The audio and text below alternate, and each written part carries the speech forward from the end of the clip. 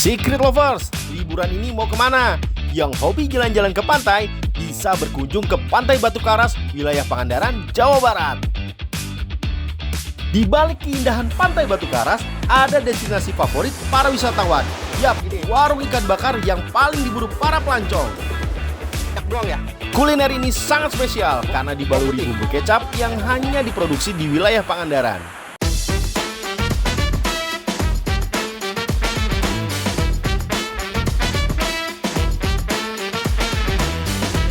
Wah, lihat tuh Secret Lovers, belum waktu jam makan siang saja, warung makan ini sudah penuh dan bahkan harus antri di hari libur atau tanggal merah loh. Soalnya, selain makanan lautnya yang fresh dan nikmat, di warung seafood ini kita bisa langsung menikmati suasana pantai yang tenang dan indah sambil menikmati deburan ombak tentunya. Menu andalan di sini adalah ikan bakar bumbu batu karas. Tapi ada juga kok olahan seafood lain seperti cumi, udang, aneka kerang, dan juga kepiting. Ikan bakarnya itu nggak banyak macam bumbu, cukup garam sama kecap aja gitu kan. Sama tadi minyak yang udah dikasih bawang putih cincang.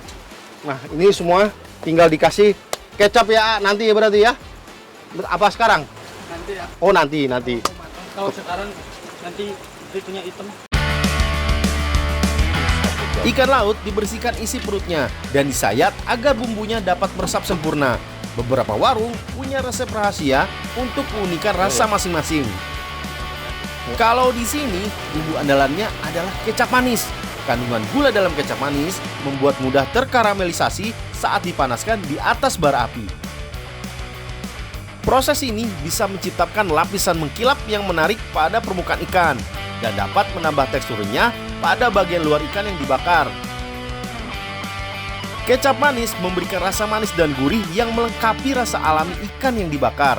Apalagi yang bikin beda penggunaan kecapnya tuh. Kecap khusus hanya diproduksi di daerah Pangandaran. Wah, nah ini dia. Kalau di sini, kalau ikan bakar itu rata-rata bumbunya nggak berlebihan. Jadi hanya kecap aja. Dan kecap yang dipakai adalah kecap lokal. Aduh. Saya bukan lagi nonton drama Korea, tapi perih mata. Jadi kecapnya ini kecap yang dari asli Batu Karas dan Pangandaran. Kita mau lihat ya proses bikin kecapnya gimana. Tapi sini nunggu matang dulu ya. Pak ini udah belum Pak? Udah ya. Warna kecap Pangandaran juga tidak terlalu hitam gelap seperti kecap-kecap yang ada di pasaran. Biar makin tahu bedanya, saya mau ajak Secret Lovers mengintip proses pembuatan kecap di daerah Cibenda. Katanya nih, proses pembuatannya masih mempertahankan resep lama loh.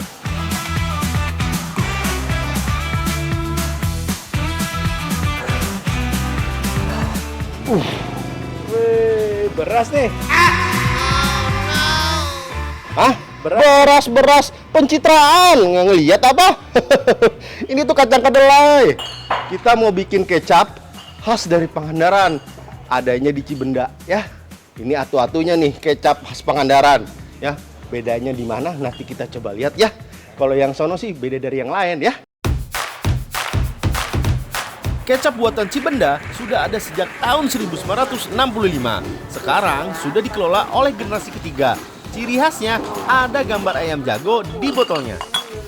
Soalnya Kiai Haji Ahmad Jahidi, pelopor kecap ini dulunya merupakan pedagang ayam jago keliling yang menggunakan sepeda. Ia membuat usaha kecap karena teringat pesan almarhum ayahnya. Jika usahanya menemukan jalan buntu, ia harus banting setir, membuat dan menjual kecap. Ya ini dari hasil direbus kemudian dijemur. Kenapa harus dikeringin dulu, Mak? Kenapa harus kering? Ya kan kalau nggak dikeringin kan nggak keluar itunya jamurnya. Kan harus keluar jamurnya kan itu. Oh, jadi harus Iya. diratain dulu biar harus, kering biar cepat fermentasinya nanti ya. Keluar oh, gitu. keluar ya. Gitu. Tapi emang tiap hari terus begini ya, Bu ya? Ya enggak, kalau udah kering mah disimpan aja. Oh, disimpan aja. Ya kalau udah kering mah ini. Kedelai yang sudah direbus selama 2 jam dikeringkan di bawah terik matahari selama 1 hari. Baru bisa masuk ke proses fermentasi. Kedelai dicampur air garam, didiamkan selama 4-7 hari agar tumbuh jamur dan airnya mulai berubah kecoklatan. Wah, ternyata kunci fermentasi di sini ada pada wadah penyimpanan kacang kedelainya loh. Kenapa kok harus di wadah plastik? Kan ada juga bisa pakai gentong tanah liat atau nggak wadah bambu yang dilapisin plastik. Ini kenapa? Kita kan produksinya banyak. Kalau gentong yang dari tanah liat kan biasanya kalau di pasaran wadah-wadahnya kecil, nggak kebayang harus berapa ratus wadah sih gitu. Terus pengrajinnya yang nggak ada kalau yang produksi pengen yang besar gitu. Terus kalau plastik ini tahan karat, karena ini kan air garam. Air garam. Kalau pakai yang lain, apalagi besi, pasti korosi. Karatan ya? Iya betul. Selain kacang kedelai, gula merah berperan penting dalam pembuatan kecap. Di sini, gula merah yang digunakan adalah gula kelapa, bukan gula aren. Pemilik usaha percaya jika gula kelapa membuat kecap yang dihasilkan lebih berkualitas ketimbang gula aren. Selain itu, gula kelapa tidak terlalu manis dan ada sedikit rasa asin. Jadi kecap yang dihasilkan rasanya tidak terlalu manis, tapi ada sedikit rasa gurih. Satu wajan perebusan besar ini bisa memuat 600 kg gula kelapa plus air fermentasi kacang kedelai yang direbus hingga mendidih sampai 3 kali. Setelahnya baru masuk ke proses penyaringan. Kalau ini sih sebenarnya nyaringnya serem ya, lihat nih, saya tinggi banget ini ya, kayak di menara Apple, tinggi bener. Cuman fungsi dari proses penyaringan ini adalah agar ampasnya itu bisa diambil gitu ya, karena kan gula kelapa sama kedelainya kan pasti ada ampas. Nah, ampasnya kita saring seperti ini dan sisa ampasnya itu biasanya jadiin pupuk. Proses penyaringan masih menggunakan alat tradisional yang dipakai sejak tahun 1965. Terbuat dari kain tipis yang diikat dengan batang kayu melintang. Nah, saat adonan kecap dituang ke saringan, sambil digoyang seperti ini ya, supaya ampas gula kelapa dan kacang kedelainya bisa tersaring. Ampasnya jangan sampai tercampur adonan, karena bisa bikin rasa kecapnya jadi pahit tuh. Adonan kecap yang sudah disaring dimasak kembali sampai mengental. Jadi ini kayak palutor ya, ada begini, ada karetnya ya. Cuman memang benar-benar berat ini. Kelihatannya kayak enteng, ternyata berat sekali, ada kali 10 kilo. Nah, ini kalau misalkan nuang kecap ini nggak boleh penuh-penuh, sama nggak boleh cepet-cepet.